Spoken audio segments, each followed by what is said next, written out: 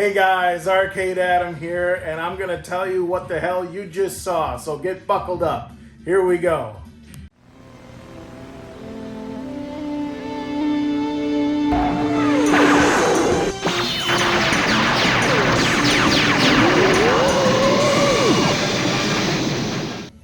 Hey guys, Arcade Adam here. Let me just go through all the things that I've been doing with my machine. I'm sure you guys have been hearing all the rumors. Maybe you caught my YouTube short. But just want to go through all the different stuff that I changed. Obviously, there's some obvious things, some not so obvious things. Maybe during the intro you caught what was going on up there. Originally, I had planned on doing this one thing at a time. But once I had this control panel off, those who have this thing know taking that control panel off is no small feat. So all credit to my wife who helped me mangle this thing off of there, because it's a beast. And the way you'll see, the way I have this thing wired, it makes it even more of a challenge. So that being said, I thought I'd just go through all of the stuff that I've done to this thing. It's a lot of some big things, some small things. But once I had that off, I was just kind of running through a laundry list of stuff that I had from when I ordered this machine. So let me start from the beginning. This is an Extreme Home Arcades Megacade, loosely referred to as an Ultra Megacade because it has the active marquee at the top, which we are working to leverage even more with animations and active marquees and stuff like that. And then, so once I got my machine, I already had a list of things I wanted to try and do to it. And one of the things before I got it was that I had thought of is this speaker grill. So maybe you guys noticed that on a normal Ultra Megacade or regular Megacade, there's a cabinet behind here. It's just plain wood painted black. It's actually like this. You can kind of see that. What's here is you can kind of see through the speaker grill is two speakers, blank space, and then on the other speaker. So I wanted to cover that up because I think it looks clean. Like if you step back and take a look at the machine, you can barely notice that there's anything going on in there now with the speaker grill. And then as you saw in the intro, I've got a bunch of LEDs up there now. So it lights up, you're seeing the reflection from the plexiglass. And the way I did this was just a traditional speaker grill kit that you can build, that anybody can do. Gonna have links in the description on all the products I use. But basically, if you're familiar with speaker grills, you know, they just pop off. They've got the rubber inserts. There's pegs back here that go in there. Excuse the tape job, but I wanted to mask off the shiny speakers, and that was the quick and dirty. And then there's the Matrix LED screen. That is a 384 LED off the top of my head. I believe it's 8 LEDs high, and I forget the width because it's 8 plus 32 plus 30, so it's 48. It's 8 by 48. Hopefully that math makes sense. And I know that because it takes a lot of programming to do what I'm going to show you I did. Well, you saw it in the intro. It takes a lot of math. I'm not a math person, but for stuff like that, I'll power through. Anyway, so yeah, I added the mesh speaker grill, put the LEDs up there. The other thing I did is, maybe it's noticeable, maybe not. I actually forgot to turn on HDR mode. I took out the TV that was included with this thing. Hey, there you go. This is now an LG OLED C1 48 inch. So it's a little smaller. Here, let me back up. Normally it's a 50 inch TV in here. So you can see there's a little bit of an extra border going on. And when the light hits it the right way, you can see what I did on the sides here. So you can see if I zoom in, there is an LED strip up and down the sides. And this is a 144 per meter density addressable WS2812 strip, 5 volts for those who are so electrically inclined. And then also you may notice, shout out to Ray at RPEG Electronics. He hooked me up. I got the GUN4IR system, his new black LEDs installed in all 4 locations. See, the top one's probably the most hidden. Excuse the fingerprints. I haven't had a chance to clean this thing up. I'm still kind of testing it, but I was so excited to share it with you guys. I just wanted to get in and jump in and show some things off. So that's one of the big things. And then if you didn't catch my video from a few weeks ago, we've got the pinball buttons on the side here. I switched them over to RGB.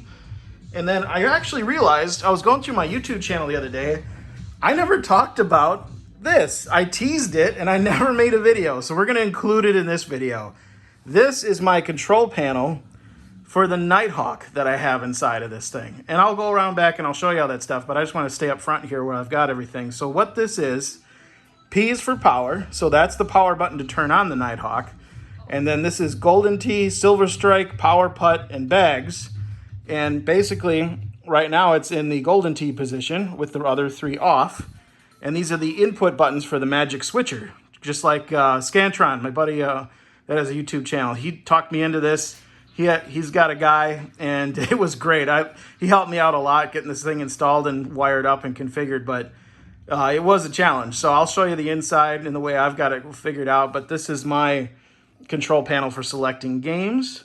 And the other thing I did on the underside here, as you can see, oh, sorry, I don't want to blind you guys with the LEDs, but I added the Nutric connectors for more USB ports. So I've got 4 USB ports there, and then the included ones over here. And the other thing I added was a 12-volt plug. Now, a lot of Megacades come with that because people used to order aim tracks, but what I did specifically is for the GUN4IR system, the guns that I got from Ray are Super Jolts, and they have that slide that goes back and forth, and they are 12 volts, so that's what that outputs. If you're not familiar, this is my window into my machine. I had Dave cut me a hole, and then I put, he included clear plexiglass. I upgraded to real glass, and then I tinted it and added the MK Dragon. And then the next mod I did, you kind of can't see it, which is the point, is in front of the computer. You can see the wires and the LEDs going nuts in there. I added a black sound dampening mat. Not really for the sound dampening part, but it basically covers the wood on the inside. So I have more LEDs and also flashers now, some strobes that go off. And they're so bright, they were showing off the bare wood on the inside of the cabinet. So I just basically laid a black mat in front of the computer, and you can kind of see there's some other things back there that you may not recognize, those red fans. I'll show you off those when we go around the back side. The launch ball button was on my to-do list, but I didn't get to it. One of the controllers I was trying to use is called a pinscape controller, and I'll show you that when I open up the control panel. I was going to use that to light this button, but I was having all sorts of trouble with it, so I didn't end up doing that. That's probably going to be a future project, but since you can only need to open up the control panel for that, that's easy to do. And then to round out the Nighthawk setup, this is my KVM. It's a 4-port switcher, so I can switch between the 3 computers that I have in here right now. I have one that's running Omega, one that's a Nighthawk, and one that's running the old Manhattan project, so I can keep up with you guys and figure things out if we need to. So that's the tour of the front. I didn't really do anything up top except add this beacon. So you can see, like on my virtual pin, I've got a beacon as well, and some flashers. And also up top, you can't see them because it's so high up there and I'm short. There are some strobes that are pointed at the ceiling that will reflect off the ceiling when this thing goes nuts. And then the LEDs that you see going off right now are the ones that are on the back that I did a video on. I'll link that in the description too. So let me get this thing flipped around. That's the tour of the front so far. Excuse my room. I'm moving stuff around still. This room was an absolute disaster while I worked on this thing, and it's just cleaned up enough barely to show on camera. So I'm still moving some things around. Let me get you guys around back. All right, here we go, around back. It's going to be annoying with those lights. So, Alexa, turn off the arcade lights. Alexa. Oh. You hate it when you have to tell them twice, you know? Just probably going to edit that out. Anyway, here are the fans that you saw. So I've got 3 intake fans. This is not stock from EHA. I did this. You probably could get away with not having fans if you just had 1 computer inside. But like I was mentioning before, I've got 3. So I've got 3 intake and 2 exhausts, if I can back up and show you guys that. And right now, like I said, the beacon and the strobes, those are the 3 wires. I will permanently mount that better and drill holes, but right now I ordered a second beacon, but it arrived broken, so I just did the lazy wiring routing for now. And that's what that is. But this is pretty much the same, this top part from my old video. If you saw the wiring video, I'll link that below. And then I did add this, the workman's light switch, so you can see what's going on in here. Pardon any dust. I did clean it up a little bit, but I'm noticing it's still a little dirty because this thing, I mean, you can, from drilling holes that are 120 millimeters, those are 120 fans, this thing got disgusting. So let me show you what's going on in here. This is the computer that's running Manhattan Project 1.1 right now. That's a 2060, it's an i5, yada, yada, yada. This is the machine I got from EHA. It's a 10th gen i5, 16 gigs of RAM, 1650 Super.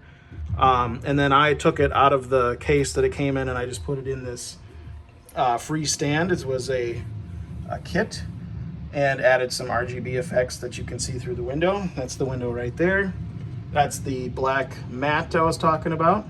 Oh man, that's getting full of sawdust and stuff too. I'm gonna have to vacuum in here. But carefully, you shouldn't vacuum your computers unless you take proper precaution. And then over here, we have the Nighthawk. Oh, that's got sawdust on it too. Oh man, sorry guys. Thought I cleaned this thing up a little better. So anyway, I've got the 4 drives, Golden Tee, Silver Strike, Power Putt, and Target Toss. And then down below back here, I'm gonna have to like flip you around. Sorry for the camera angle. This is the magic switcher. I'm filming this reverse, so I can't really show you all the things, but it's basically your CID, your security chips, and this is what routes power based on the game you select. And then this Ethernet cord right here, this red one, is what goes up to the control panel and interfaces with that selector switch. And then I've got the I/O board from a Nighthawk, which is this, the red one. And then the rest of the magic switcher is that thing with the white MOSFETs on it with the other Ethernet cord. And that's what makes selecting the games possible, because that switches, basically all this thing does is switch between the proper interface board, the CID chip, and the security chip. And then it assigns the right drive to boot the system off of. So it's a lot of wiring, but it's so worth it to have full-fledged Golden Tee support in your machine. I mean, it's awesome. I just noticed I still have my my bus bars are naked. Sorry guys. But let's start down here. This is new. This is part of the LED effects engine that I put in here. Kind of. This is a relay board for my strobes and my beacon lights. So I'm going to have 2 strobe outputs and 2 beacon lights. And now I have 4 remaining outputs that I can use for other toys like shaker motors or gear motors or a fan. You know, all the basic pinball toys. So the general idea of what I did is I took the same concept of virtual pin toys and added it to my arcade cabinet. And that's basically it. The secret sauce is, or it's not really a secret, is something that not a lot of people do, is associate that stuff with MAME. And that's another thing I want to show off to you guys. You can have some of these same effects with the RGB LEDs and the strobes be interfaced with MAME, and that's something that not a lot of people are doing. I do want to take a moment and say thanks to DDH69 and TerryRed, pillars of the VPN community. You guys know who you are, and I'm sure a lot of other people that helped out with DOFLINX and the direct output framework. I believe MJR, I'm sorry if I'm getting, these are, you know, of course, usernames that I'm familiar with in the VPN community. And there's real humans that do awesome work behind them. And I just want to say thank you, because this software, you know, is all community driven and written, and it's got a great support architecture behind it and references, and even a dummy like me can get it working with a little bit of effort, which says a lot. So thanks to guys, and I really appreciate it. And I hope to help the community and develop some more things. I've already been editing some of the MAME files, you know, more specific to my arcade cabinet to add some effects, but I'll show you guys that later. Let's continue the tour.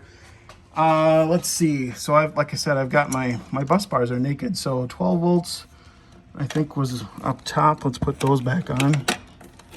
One-handed. Definitely not going to get shocked, right? Shouldn't do that on camera. And where are my 5-volt covers? I should have these on. There we go. Oh, here they are. Safety first, right, guys? 5 volts and 12 volts won't hurt you. Oh, that's a tight wire. There we go. You'd have to get over here and lick your fingers before you felt this tickle. But anyway, okay, got my bus bars on. So if you weren't here for the other electrical video, real quick, I've got a dedicated 60 amp 5 volt power supply and a dedicated 20 amp 12 volt power supply. All the PC power supplies do their own thing. And sorry for the camera angle. Those feed the bus bars, and then I run my accessories off of those. Now, the other new thing is this DOF MX labeled box. You can see there is a Teensy in there. That is running the addressable LEDs on the TV and above the TV behind the speaker grill, because the other addressable LEDs in my cabinet that I turned off via Alexa are running WLED on these Arduino boards. So I've gone over that before. That's what this is. I've been doing some cleanup. I added a box that a buddy 3D printed for me to clean things up, and I labeled it. So that's for the ring light specifically, and this is a multi-output controller that does all of the zones on the rest of the arcade. And that's the tour on the inside, guys. There's the other little things down there. There's the KVM. So you can see the HDMI ports. So that's switching between the 3 computers. And then, oh, where did it go? I wired the fans, have LEDs in them, obviously, as super loud music kicks in. And they have output control as well. If I can find the control, oh, here it is. I just laid it in here. So here's the button. I didn't make it anything fancy, but it's cool that you can click it, you know, and change your static colors. It also has some effects. If I click through a bunch, see, there you go, got some fades and some wipes of different colors and what have you. But these are just cheap Chinese PC fans, nothing to write home about. Oh, that's kind of cool. Just kind of switches colors pretty quick. Anyway, we'll leave it there for now. It's in the back of my machine, so it does cast some light out the front, you know, bouncing off the wall basically. So what was I saying? Oh yeah, I'm gonna link these in the description. They're a cheap kit. I think it's 6 fans for like 40 or 50 bucks. They're definitely not the quietest, but with all this other stuff running in here, you know, and someday I'll get the back panels back on, but that was the point. I wanted to be able to get some cold air in here and put these panels on. Other than that, oh yeah, that's right. One more thing, the Ethernet. So I've got an Ethernet cord now running into this thing, because Wi-Fi, you know, I have a decent Wi-Fi system, but it's always nice to have wired Ethernet. So that's just another Nutric connector, Ethernet in, Ethernet out, and I take it over to this switch over here, and I ran the 3 wires to the computers for Ethernet. So now they all have internet and hardwired from that one cord. So my whole cabinet is powered off of 2 cords, this power cable and that Ethernet cable, and that's it. And then you've got the OLED in here, and what else? Is there anything else? Take a tour of the wiring. I love these clips. I'll do a link in the description. These are pinball specific parts as far as I know to do wire management, but they are amazing, because what happens is you screw that in here, and then it's one of those things where you just open it up. So you just pull it open, and it can take a bunch of wires. They make a bunch of sizes. The only thing wrong with them is they're somewhat, I mean, they're like 30 cents a piece, so they add up, but totally worth it. Because, I mean, look at this wiring. Just going all around. All of that goes up into my control panel. Along the front, you've got all the USB, Nutric connections, all the excess cable back up into the LEDs, and then back down again. And then another new one I did was along the back, I added a cable run for all the new stuff. That wasn't there before. So lots of wiring in here. But it was real fun doing this project. I just want to keep it neat. I can still expand upon, obviously, my cable management needs a little bit more help. I've got the new wire for the Wii sensor bar up there that I can run, the Dolphin bar. So I was trying to say, these are the stock speakers, the stock wire management, and then way up in here, let's see if I can get it for you. That's the active marquee back up in there. There's the HDMI cable. And I believe there's power on the other side. Yep. So yeah, that's the tour of the back, guys. All the new stuff that I added. We can turn the LEDs back on. Alexa, turn on the arcade lights.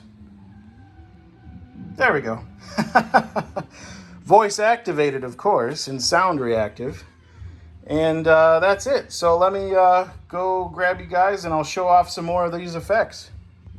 All right, guys, I grab you around front again. I'm going to show off some of the work I put into these games and give you a little closer look at them and how they work. So let's just jump into arcade. And I showed you turtles during the intro, so let's jump into something else. Let's go to like a 1944 type game. Those have cool effects. So for this to work, I don't know if I mentioned it, but you need a special version of MAME, and that's why I'm launching it, doing the launch with, where you can pick your emulator. You can select a different one in Launchbox, like if you want to use older MAME for the Golden Tees, or if you want to use MAME for Rage for the Primal Rage situation.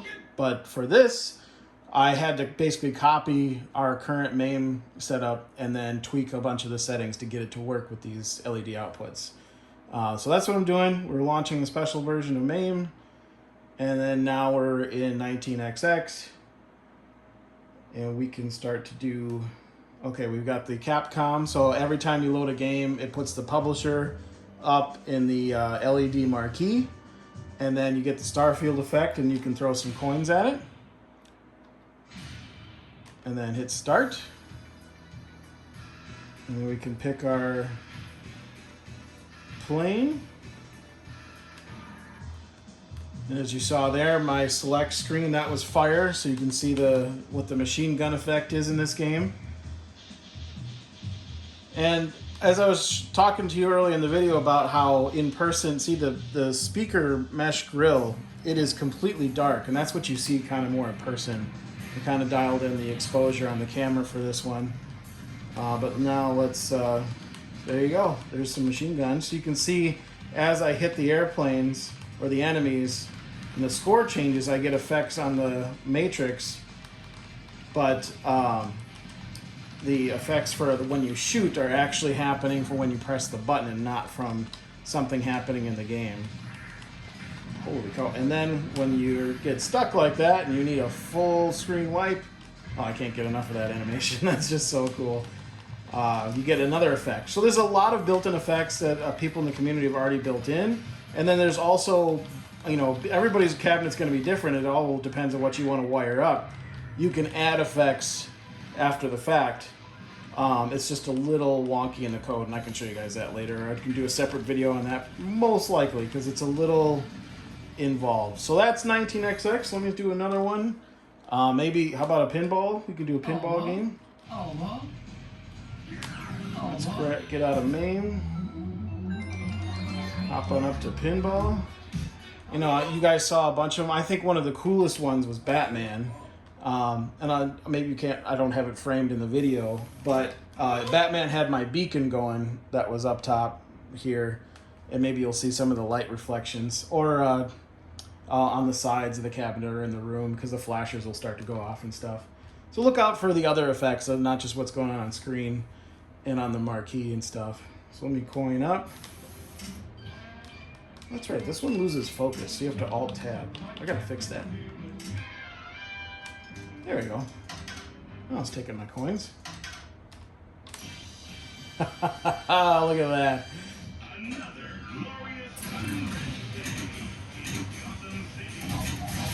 I love the bang zoink pow. Oh, that's just great. It just really adds to the game. Those who have a V-Pin know what's going on. Like, having this in an arcade is just that much better.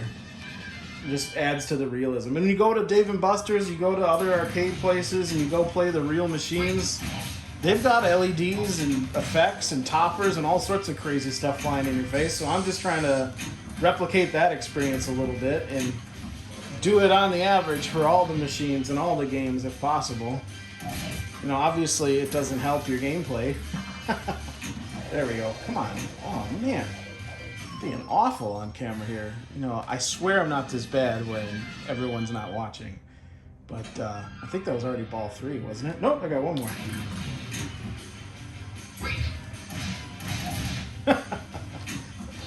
Drained it again. Just not paying attention. I'm watching these LEDs. Making sure all the stuff's going off. There you go, there's some flashers. I don't know if you guys saw that. Come on, get up that ramp. Damn it. Penguin. This has got some great effects. Oh, I got an initials thing, but I'm good. I don't want to preserve that score. That's rough. All right, and maybe I'll show you one more pinball while I'm in here. Oh, let's do Harry Potter. Hopefully I won't get a copyright strike for the music.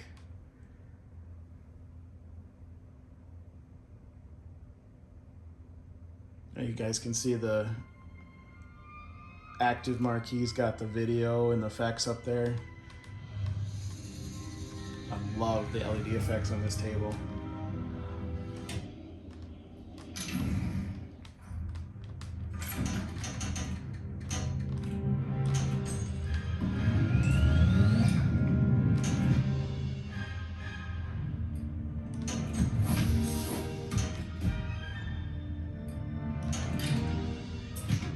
There you go, there's a flasher.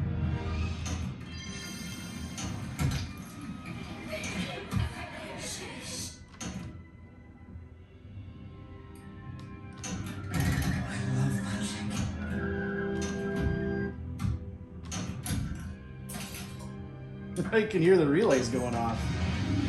If you guys got any questions on how I did this, obviously hit me up in the comment section down below. I'll try my best to answer them.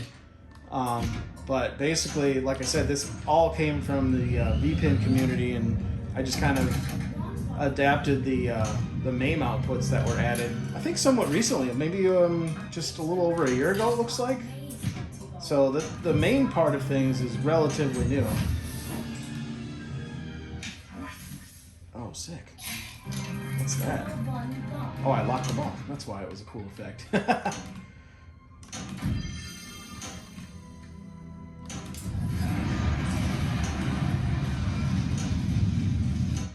Okay.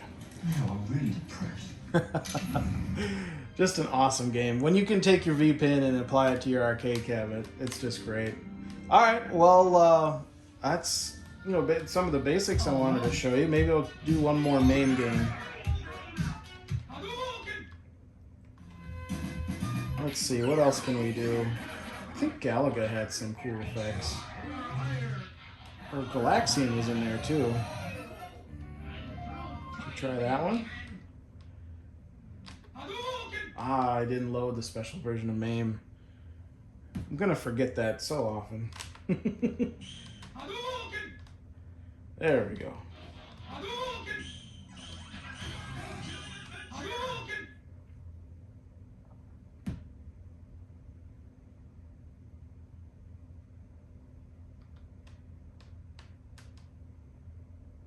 There we go. Got a Namco begin Starfield effect. Throw some coins at it. Here we go. Oh yeah, there's some. So even your older games are going to have some cool effect. Oh boy. Excuse me, I'm playing on my keyboard so don't block the screen for you guys. That's the creaking and popping plastic you might hear in the video. Good old Logitech K400. These are some cool effects. You can't tell me this doesn't just add to the game. And the nice thing is, if it's not your bag, you just turn them off. It's easy. Got a power switch right in the back. All right, that's good enough. Hey guys, editing Adam here, and I just wanted to comment on, some of the videos that I've been showing you guys. And for sticking around past the 30-minute mark, you guys are the true OGs, and you're going to get a little extra, bonus material. But I thought for those who might be interested, I could talk over some of the behind-the-scenes footage and pictures and stuff that I recorded. So what you're seeing on screen here is one of the first times I've got the OLED in the cabinet, and I've got the LEDs taped up on the screen, and it was the first time I got it to react to a pinball game, because that's the easiest one. Like I said, it's the most established, other than going with the MAME. And then now what you're seeing is when I had the TV out, you got the cabinet, and you see the OLED and how the absence of light really pulls the bezels. You don't need bezels anymore because it just looks like a traditional CRT. And here I am. I was real proud of my innovation with the garbage bag, catching the giant pieces of wood as I was cutting holes in my machine. That was painful. I did not want to do that, but I wanted the fans, so got to pay to play, right? So that's what that's from. And then on the left, there's the computer. I took it out, actually changed out the power supply. I wanted a little bit bigger, a little bit beefier, and a little bit more name brand power supply. So that's all that was. And I was cleaning up some cables and did some other things, so that's why that was out. And here you've just got the picture of the cabinet and the wiring when the control panel's off. I did the new trick connectors with the USB. That's going to come in handy for putting controllers on the front. I think I'm going to mount some. Oh, you can kind of see it behind me. Some controllers on the face of the arcade underneath the control panel. And this was just one of the... This is actually TerryRed. Shout out to TerryRed again. This is one of his pictures from his V-pin I was referencing to figure out how to get the old relay board wired up properly. Pro tip, you need 2 power supplies, 1 power for the relay board and 1 for your accessories. They cannot be the same. And then video on the left here that you guys are watching, that's me testing power, making sure it's 12 volts for my GUN4IR, and I didn't want to fry anything. Here's my first video of putting together the LED matrix. I did this over the course of 2 weeks, guys, so this was a pretty quick turnaround for me for the amount of things that I did.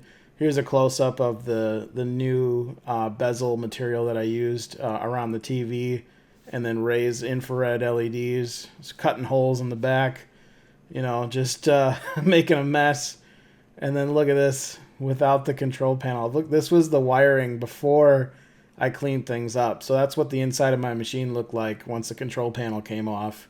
It just looked like somebody puked down there, a bunch of wires. So that's why you saw in the video in the earlier part of this, it was so important to clean that up. Another shot with the TV out. I thought you guys, if you've never taken your glass off or your TV out, that's what it looks like on the inside of my Megacade anyway. I know these are all custom.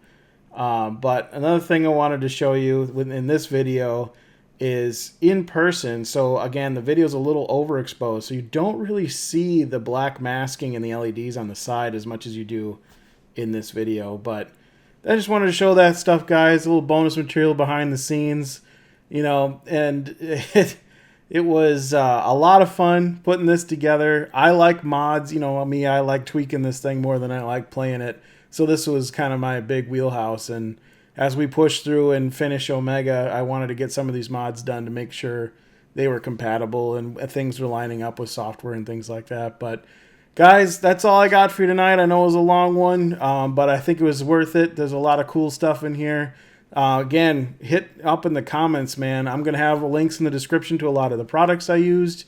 And if you got any questions, just let me know. And please like, subscribe, and share this with your buddies. If you think somebody's interested in doing the same thing, I would love to get more of the MAME configurations out for the LEDs and stuff on this thing. So thanks, guys, again, and I'll see you guys in the next one. Peace.